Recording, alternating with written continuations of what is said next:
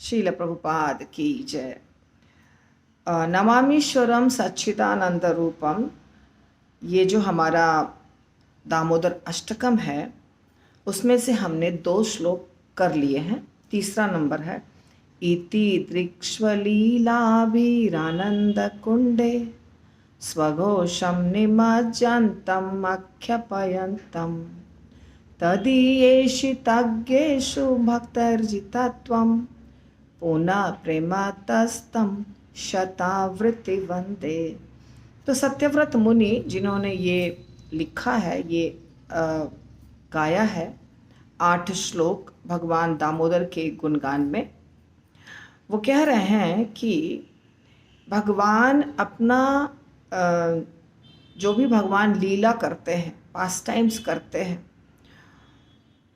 उससे वो गोकुल के सारे लोगों को पूरी तरह से आनंद में डुबो दिए हैं। इति दृक् स्वलीला भी आनंद कुंडे, पूरी तरह से फ्लड बोलते हैं ना, फ्लडेड, यानी कि एकदम सराबोर कर दिया है उन्होंने। भगवान कृष्ण ने गोकुल वासियों को या ब्रजमंडल के वासियों को अपने लीलाओं से सराबोर कर दिया। अब ये लीला सिर्फ ये लीला की बात नहीं हो रही है।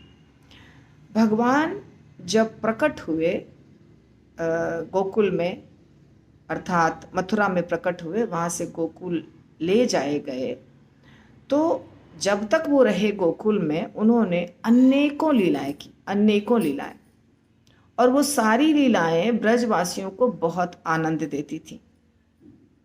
जितने भी ब्रजवासी थे, यहाँ तक कि पशु पक्षी इत्यादि भी, पेड़ पौधे भी, वो सब जब भगवान चले गए तो तड़पते थे। वो कृष्ण को बहुत ज़्यादा मिस करते थे, जिसको बोलते हैं आजकल हम लोग। बहुत उनकी बाट जो होते थे कि वापस कृष्ण आ जाएं हमारे इस ब्रजमंडल में, क्योंकि जब भगवान थे तो भगवान हर जीव के साथ, वहाँ जितने जीव थे, जैसे जंगल में जब जाते थे भगवान, तो वहाँ पेड़ पौधों के साथ भी खेलते थे, पशु पक्षियों के साथ भी खेलते थे, यमुना माता के साथ खेलते थे, और जो ग्वाल बाल थे उनके साथ खेलते थे, और बछड़ों को तो चराने के लिए ले जाते थे, तो बछड़े भी साथ में जाते थे, अनेकों बछड़े साथ में जाते थे। तो सबको भगवान आनंद देते थे। भगवान का आनंद देना भगवान का स्वभाव है, ठीक है। तो भगवान कृष्ण सबको आनंद देते थे, आनंद में डुबा के रखते थे। हर व्यक्ति को लगता था कि कृष्ण मेरे से सबसे ज़्यादा प्यार करते हैं। जब भगवान रास लीला कर रहे थे, जब बड़े हुए 8 साल के थे तब उन्होंने रास लीला किया था। तो जब भगवान रास लीला कर रहे थे तो प्रत्येक गोपी के साथ भगवान थे। अर्थात यदि 16,000 गोपियाँ थीं, जैसे कि गोपियों की संख्या हमने कई बार बताया है करोड़ों में थी, गोपियाँ सिर्फ 108 या 8 या 16,000 इतना नहीं थी, करोड़ों में गोपियाँ थीं। और हर गोपी के साथ भगवान ने रासलीला की है, अलग अलग स्थानों पर।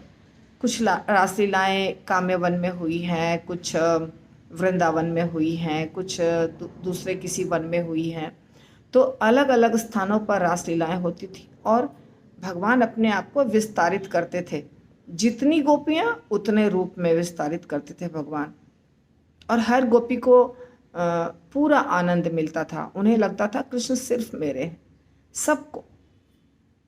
इसी प्रकार जैसा कि हमने कल प्रीचिंग क्लास में देखा, एक हमारी भक्त ने बहुत अच्छा वर्णन किया था।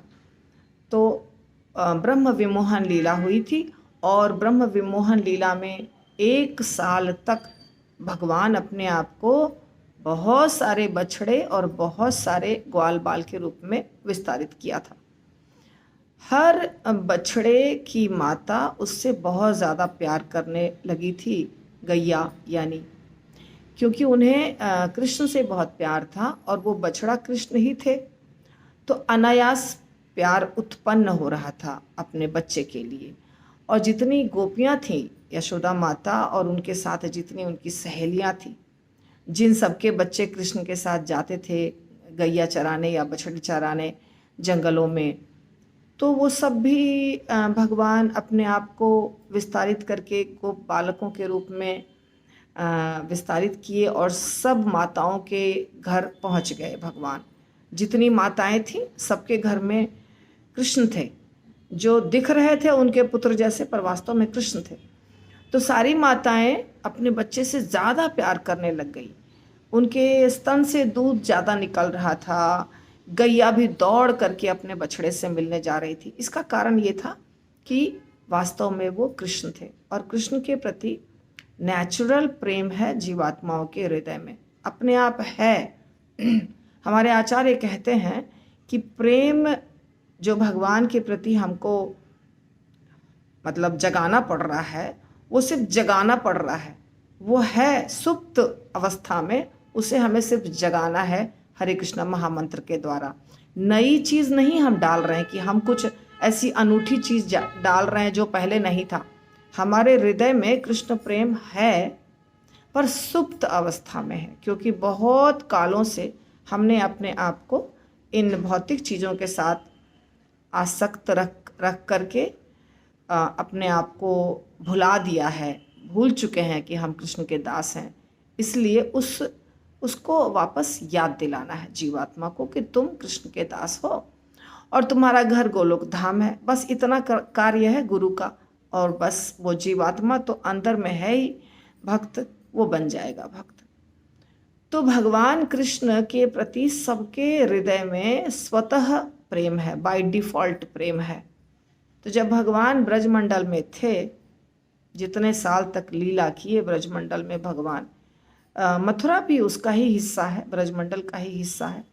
तो भगवान मथुरा में भी काफ़ी दिनों तक रहे और बाद में द्वारका गए, तो फिर राजा के रूप में वहाँ रहे और जो भी हस्तिनापुर जा कर के पांडवों के साथ या जो भी लीलाएं हुई।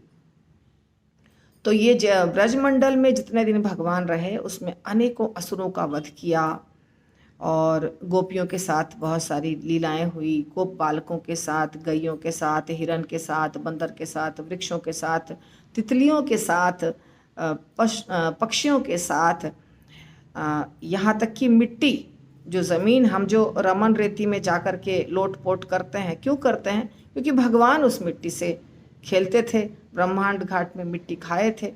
तो मिट्टी के साथ भी, ज़मीन के साथ भी, यमुना में, हर जगह भगवान ने लीला की। तो ये लीला भगवान ने जो की, इससे सराबोर हो गया था ब्रजमंडल पूरा। इतना ज़्यादा सराबोर हो गया था कि कण कण में भगवान थे। आप एक गीत सुने होंगे ना, वृंदावन का कण कण बोले श्री राधा राधा। तो सच में कण कण में भगवान कृष्ण और राधा रानी का प्रेम, उनकी लीलाएं अभी भी समाई हुई हैं। हमें दिखती नहीं है क्योंकि हमारी आंखें भौतिक है। जिस दिन हमारी आंखें आध्यात्मिक हो जाएंगी, हमें भगवान दिखने लग जाएंगे, वहाँ भी भगवान हमें अभी भी दिखने लग जाएंगे। और भगवान यहाँ पे क्या कहते हैं इस श्लोका में, ये सत्यव्रत मुनि कहते हैं कि कुछ जो होते हैं लोग, वो ऐश्वर्य भाव में रहते हैं। कुछ भक्तगण जो हैं, वो भक्तगण ऐश्वर्य भाव में भगवान को प्यार करते हैं। ऐश्वर्य ज्ञान में जो मग्न भक्त हैं, उनको बताते हैं भगवान कि मैं सिर्फ प्रेम के द्वारा जीता जा सकता हूँ। देखिए हर श्लोक में ये आ रहा है, तो हमें बताना ही पड़ेगा, भक्तैर्जितत्वम, सिर्फ भक्त मुझे जीत सकते हैं। भक्ति के द्वारा ही मैं जीता जा सकता हूँ, अन्य किसी साधन से मुझे जीतना संभव नहीं है। इसीलिए वैकुंठ धाम में भगवान के भक्त, कृष्ण के भक्त वैकुंठ धाम नहीं जाते हैं। वैकुंठ धाम जो है वो है ऐश्वर्य भाव में, अर्थात जो भगवान के ऐश्वर्य के साथ उनकी पूजा पाठ करते हैं, या जो ऐश्वर्य को छोड़ नहीं सकते हैं, जो भक्त को ऐश्वर्य बहुत प्रिय है, उनका प्रवेश गोलोक धाम में संभव नहीं है। गोलोक धाम में सिर्फ वही भक्त प्रवेश कर सकते हैं जो हर चीज़ को त्याग करके सिर्फ भगवान कृष्ण से प्रेम करते हैं। जो गोपियों की लीला है जिसमें कि गोपियाँ निर्वस्त्र होकर स्नान कर रही थीं और भगवान ने वस्त्र चुरा लिए, ले लिए और पेड़ के ऊपर बैठ गए। फिर सारी गोपियाँ एक एक करके आती हैं, भगवान सबको वस्त्र देते हैं। तो हमारे आचार्य बताते हैं कि ये लीला जो हुई है इसका भाव ये है कि तुम्हें पूर्ण रूप से समर्पित होना है, अर्थात कुछ भी तुम्हारे पास नहीं होना चाहिए, सब कुछ भगवान का है, ऐसा भाव होना चाहिए, तब भगवान हमको स्वीकार करते हैं। तो कृष्ण भक्त जो होते हैं उनको अकिंचन होना होता है, उनको कोई एक्सपेक्टेशन नहीं। जैसे कि 5 प्रकार की मुक्तियां होती हैं, सारूप्य, सालोक्य, सामीप्य, साष्टी, सायुज्य तो खैर है ही नहीं भक्तों के लिए। तो ये सारी मुक्ति जिसमें भगवान के नज़दीक रहना है, भगवान के समीप रहना है, भगवान के जैसा ऐश्वर्य चाहिए, भगवान के लोक में रहना है, ये है अच्छा है, सब कुछ अच्छा है। हम भगवान के लोक में रहने की इच्छा कर सकते हैं, हम भगवान के नज़दीक रहने की इच्छा कर सकते हैं, मगर फिर भी भक्त कुछ भी इच्छा नहीं करता है। भक्त सिर्फ यही इच्छा करता है कि हमको आपका दर्शन मिले, हमको आपकी सेवा मिले, हम आपका नाम हर समय ले सकें। जैसे सुदामा को जब भगवान ने सब कुछ दिया, बहुत सारा संपत्ति दे दिया सुदामा को। सुदामा विप्र जब आए थे भगवान के पास, अब चले गए तो देखा कि मेरा घर तो महल बन चुका है। तो सुदामा बहुत प्रसन्न नहीं हुए, अरे भगवान आपने तो मुझे इतना दे दिया, अब तो पूरा जीवन कुछ कार्य करने की आवश्यकता नहीं है, कृष्ण मेरे दोस्त हैं और कृष्ण ने मुझे सब कुछ दे दिया, तो बस अभी मेरा जीवन बहुत अच्छा चलेगा। भक्त भी सोचते हैं ना, हमारे पास बहुत धन आ जाएगा तो हम सिर्फ चैंटिंग करेंगे, उसके बाद तो कुछ कार्य रहेगा नहीं, यात्रा करेंगे, चैंटिंग करेंगे बस, इसीलिए धन तो चाहिए। ये सारे भक्तों का भाव होता है करीब करीब। परंतु सुदामा दुखी हो गए कि इतना ऐश्वर्य देख करके मैं कहीं पगला नहीं जाऊं ऐश्वर्य में ही, हमें कुछ भी नहीं चाहिए भगवान, ये सब आप क्यों दे दिए मुझे, ऐसे इस ऐश्वर्य के चक्कर में आप ही को भूल जाऊंगा मैं। तो जो उत्तम कोटि के भक्त होते हैं उनको ऐश्वर्य नहीं चाहिए, उनको तो सिर्फ ऐसा माहौल चाहिए जिसमें हम कृष्ण को याद कर सकें। कुंती माता कहती है ना कि यदि दुख रहने से आप हमारे पास रहते हैं तो हमें दुख दीजिए, क्योंकि जो भी परिस्थिति हो आप निकट रहने चाहिए। तो यदि हम अब ठीक ठाक हो गए हैं, राज्य हम पा लिए हैं, युद्ध समाप्त हो गया है और आप जा रहे हैं, जब भगवान जाने लगे हस्तिनापुर से द्वारका, तो कुंती माता ने बहुत बड़ा प्रेयर गाया, जिस बहुत प्रसिद्ध है वो कुंती माता के द्वारा प्रार्थना। तो उसमें कहती हैं कि वो दुख अच्छा था क्योंकि आप थे साथ में, बहुत प्रकार के दुख आए जीवन में पर आप थे हर समय हमारे साथ में। तो भक्त दुख मांगते हैं क्योंकि दुख है तो हम भगवान को याद कर पा रहे हैं, दुख नहीं रहेगा तो हम भगवान को भूल जाएंगे, ऐश्वर्य में मगन हो जाएंगे, धन दौलत क्या ज़रूरत है, कष्ट ही नहीं है थोड़ा सा भी। तो इसीलिए शुद्ध भक्त कुछ भी नहीं चाहते हैं। इसके पहले भी हमने देखा है कि शुद्ध, या तो इसके बाद में है कि शुद्ध भक्त कहते हैं हमें सिर्फ आपका ये ग्वाल बाल का जो रूप है ये हमारे चित्त में बैठ जाए, बस हमें और कुछ भी नहीं चाहिए, कोई धन दौलत कुछ भी नहीं चाहिए, हमें मुक्ति भी नहीं चाहिए। मुक्ति जो सारे भक्त तो नहीं मांगते हैं, पर फिर भी 4 प्रकार के जो होते हैं जिसमें कि मुक्ति है अंतिम, धर्म अर्थ काम मोक्ष है ना, तो उसमें मोक्ष जो है वो नहीं चाहिए भक्त को, बाकी तो नहीं ही चाहिए, मोक्ष भी नहीं चाहिए भक्तों को। तो भक्तों को क्या चाहिए, तो ये भगवान स्वयं कह रहे हैं कि मुझे सिर्फ भक्ति के द्वारा जीता जा सकता है। और सत्यव्रत मुनि कह रहे हैं कि मैं भगवान के इस रूप को बार बार शतावृत्ति वंदे, यानी 100 टाइम्स, 100 बार मैं इस भगवान के इस गुणगान को गाता हूँ, गा रहा हूँ बार बार। पुनः प्रेम तस्तम शतावृत्ति वंदे, प्रेम के कारण, आउट ऑफ लव भगवान के गुणगान को भगवान जो लीला किए हैं, जैसे कि भगवान ने बचपन में लीला की, बड़े होने के बाद लीला की, भगवान अलग अलग प्रकार की लीलाएं किए हैं। तो भक्त जो है उसको सिर्फ एक बार नहीं गाते हैं, चलो लीला हुई तो हम एक बार सुन लिए कथा, हमको पता चल गई लीला क्या है, अब दूसरी लीला चाहिए, नहीं, उस लीला को भी भक्त कई बार गाते हैं, कई बार सुनते हैं और कई बार दोहराते हैं। तो ये है वास्तव में भक्त के लक्षण। तो मैं अगले श्लोक को भी कवर करना चाह रही हूँ, क्योंकि यात्रा जाने के पहले ये पूरा हो जाना चाहिए। वरम देव मोक्षम न मोक्षावधिम वा न चान्यम वृणेहम वर्षादपीह इदम तेव पूर्णार्थ गोपाल बालम सदा में मानस्य विरास्तम के मन्ये। कह रहे हैं कि वरम देवम मोक्षम, उसी को आगे कंटिन्यू कर रहे हैं ना। ये गीत तो एक लाइन से चल रहा है, शुरू से एक ही व्यक्ति ने लिखा है, तो ये गीत के जितने भी पैराग्राफ्स कनेक्टेड हैं। वरम देवम मोक्षम न मोक्षावधिम वा। सत्यव्रत मुनि कह रहे हैं कि आप तो मुकुंद हैं, आप तो मोक्ष देते हैं, वो तो आपके हाथ में है मोक्ष देना किसी को भी, पर मुझे मोक्ष नहीं चाहिए, मुझे मोक्ष की इच्छा नहीं है और मुझे और भी कोई इच्छा नहीं है। ऐसा नहीं कि मोक्ष नहीं चाहिए दूसरा कुछ चाहिए, नहीं, जितनी भी इच्छाएं रखते हैं कोई भी ज्ञानी, ध्यानी, कर्मयोगी, सबकी अलग अलग प्रकार की इच्छाएं होती है। और वैकुंठ जाना तो बहुत अच्छी इच्छा मानी जाती है, और मुझे वैकुंठ भी नहीं जाना है, नहीं, मैं इच्छा नहीं कर रहा हूँ। तो क्या इच्छा कर रहे हैं?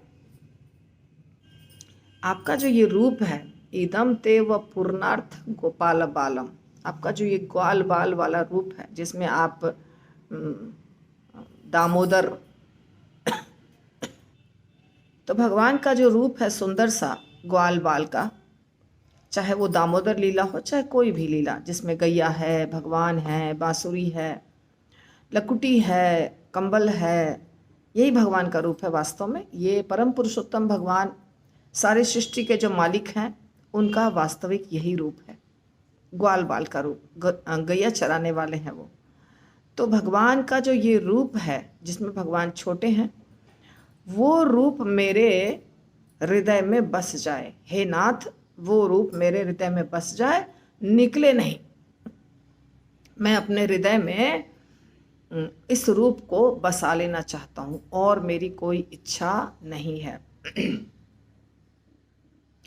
एक श्लोक है, कृष्ण त्वदीय पद पंकज पंजरांतम अद्वैव मे विशतु मानस राजहंस प्राण प्रयाण समये कफ वात पित्त कंठावरोधन विदौ स्मरणम कुतस्ते। तो ये बहुत प्रसिद्ध श्लोक है जिसको प्रभुपाद बहुत बार कोट करते हैं। एक भक्त हैं, क्या नाम है उसका, नाम तो भूल गई मैं, बहुत प्रसिद्ध भक्त हैं, आलवर हैं वो, उन्होंने ये लिखा है, नाम याद आ जाएगा तब बता दूंगी। तो कंठावरोधन विदौ स्मरणम कुतस्ते, वो कह रहे हैं कि मृत्यु के समय तो हमारा कंठ जो है ना वो बंद हो जाएगा, कुछ निकल नहीं पाएगा, कफ वात पित्त से कंठ बंद हो जाएगा, परंतु हे कृष्ण आप हमारे हृदय में आ करके प्रवेश करके बैठ जाइए। कैसे? जैसे ये कमल का जो फूल होता है, तो वहाँ पे श्लोक मैंने अभी तुरंत बोला, प्राणा प्रयाण समय कफ वात पित्त कृष्ण त्वदीय पद पंकज पंजरांतम अद्वैव में विशतु मानस राजहंस। तो वहाँ कमल का जो फूल होता है, कमल के फूल का जो डंडी होता है और वहाँ एक जाल होता है नीचे में, तो वहाँ जैसे फंसा हुआ रहता है, वैसे आप हमारे हृदय में आकर के बैठ जाइए और निकलिए मत। हमेशा के लिए आप मेरे हृदय में आकर के बैठ जाइए और कभी निकलिए मत। ऐसा ये भक्त जो हैं, आलवर हैं ये, और ये प्रार्थना कर रहे हैं भगवान से। इससे मिलता जुलता है, इसलिए मैंने आपको ये कोट करके बताया। तो यहाँ पे सत्यव्रत मुनि कह रहे हैं कि आपका ये जो ग्वाल बाल वाला रूप है, ये हमारे हृदय में सदा के लिए विराजमान हो जाए, ये मेरी इच्छा है, और कोई इच्छा हमारी नहीं है। ना मुझे धन चाहिए, ना मुझे वैकुंठ धाम चाहिए, ना मुझे किसी प्रकार की मुक्ति चाहिए, और ना ऐश्वर्य, यहाँ का कोई भी चीज़ हमें नहीं चाहिए। जो भी भक्त इच्छा करते हैं, कोई भी व्यक्ति कुछ भी इच्छा करता है, भगवान से मांगता है, वो हमको कुछ भी नहीं मांगना है। ऐसा कोई भी हमें वरदान नहीं चाहिए। आप वरदान दे सकते हैं, पर हमें वरदान नहीं चाहिए। वरम देव मोक्षम ना मोक्षावधिम वा न चान्यम वृणे हम। चान्यम यानी और कुछ भी नहीं, मोक्ष तो नहीं चाहिए, बाकी जो चीज़ें हैं वो भी नहीं चाहिए। सिर्फ आपका ये ग्वाल बाल वाला जो रूप है, ये हमारे हृदय में सदा के लिए विराजमान हो जाए, बस यही हमारी इच्छा है। ये है ये श्लोक। तो समय है थोड़ा सा, देखती हूँ अगला श्लोक भी हो जाए तो। इदम ते नहीं हो पाएगा शायद। इदम ते मुखाम्भोजम अत्यंत नीलय वृतम कुंतलय स्निग्ध रक्तश्च गोप्या मुहुश्चुंबितम बिंब रक्ताधरम में मनस्या विरास्तम अलम लक्ष्य लाभ है। तो इदम ते मुखाम्भोजम अत्यंत नीलय वृत्तम कुंतलय स्निग्ध रक्तश्च गोप्या मुहुश्चुंबितम। यशोदा माता भगवान को बार बार चूमती हैं, भगवान के मुखमंडल को बार बार चूमती हैं, और भगवान बहुत सुंदर हैं, अति सुंदर हैं। उनके होठ हैं लाल लाल। तो लाल लाल होठ की तुलना की जा रही है बिंबा फल से। तो बिंबा फल जो होता है वो भी लाल होता है, ठीक है।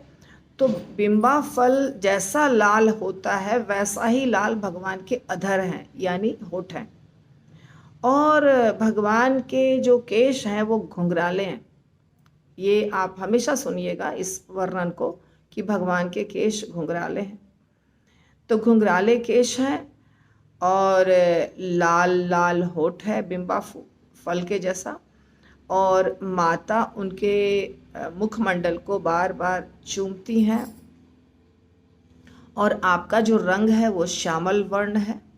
मुखमंडल का जो रंग है या आपका जो रंग है वो श्यामल वर्ण है और चमकीला है।